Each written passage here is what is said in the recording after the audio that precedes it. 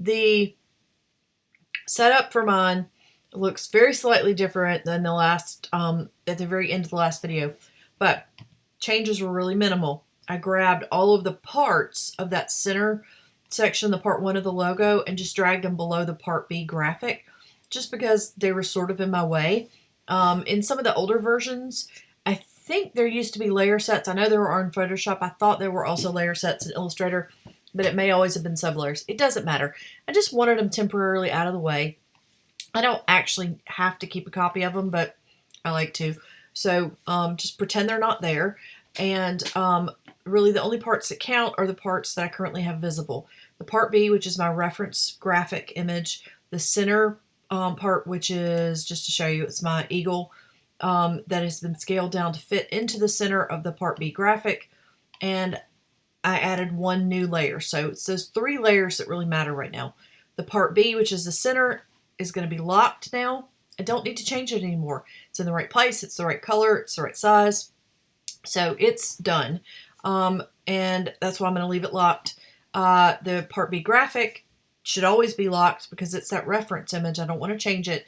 And what's currently in mine called layer 9 is going to be where I start to create the new stuff for the rest of the logo. It's going to be my concentric circles or the stars or what have you. And I'm going to give it a name as soon as I decide exactly what pieces are going to be inside of it. So just know that that is really the setup now. If you wanted to see how I got more or less to this point, part 1 video will do that.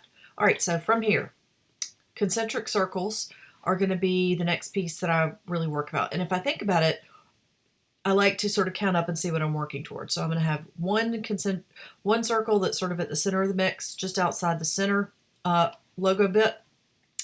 The ring of stars doesn't count as a concentric circle. It's going to have to fit in there, but it is a separate element, so I'm going to not necessarily do it right now. I have the inner and the outer part of the dark blue circle, and then I have another lined or stroked circle that's outside of that one. So 1, 2, 3, 4 is what I'm really looking at the moment. We've done concentric circles previously in the class. The trick with these is to make sure that they're circles. If they're ellipses, making them concentric is much, much, much, much more difficult. One, but secondly, they're, not circles if they're elliptical. So make sure you're holding down your shift key as you draw these elements. If you're scaling them at any point, make sure you're doing the shift key and so forth. It's going to be a lot easier for you as well as me to create these if you're working in the correct mode. Right now I have fill. It should be stroke.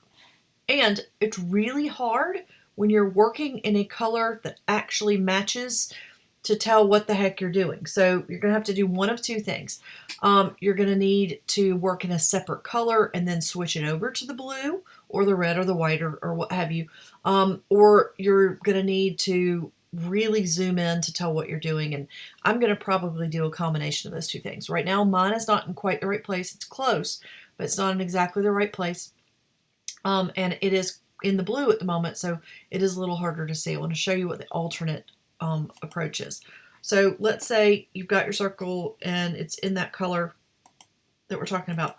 Make it something obnoxious that really would stand out. So I've just done, it's like a chartreuse green. And it's a lot easier to see it. I can see it over the white and over the blue. I can tell where it isn't matching up with the original. And it just makes the adjustment of this a little bit easier. So I held the shift while I was doing that. I can now sort of position this more appropriately. And this is going to be my base circle. I'm going to use this to create the rest of them. And I'm going to use the center point of the circle, more importantly, to reference the center point of the rest of the shapes that I'm creating. So taking the time to get it right is critical, because if you don't, you're not going to be able to tell as easily or at all if you've got everything sort of going more or less in the right direction.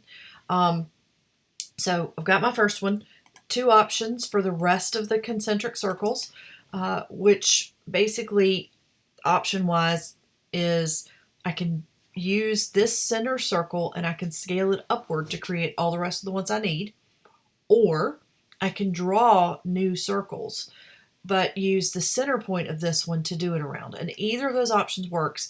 There's not really one that's better than another. It's a matter of personal preference. It's hard for many people to gauge exactly how to approach that, but again, pick either or. I'm going to show you the scaling option, but you can equally well draw new ones. Again, just making sure they're circles. So I'm going to grab the scale tool. I'm going to click right in the center of my original circle, so I know what the heck I'm doing, and I'm going to hold down the Option key. Oh, I've got somebody joining the online class, so I'm going to pause this and I'll restart in a couple minutes.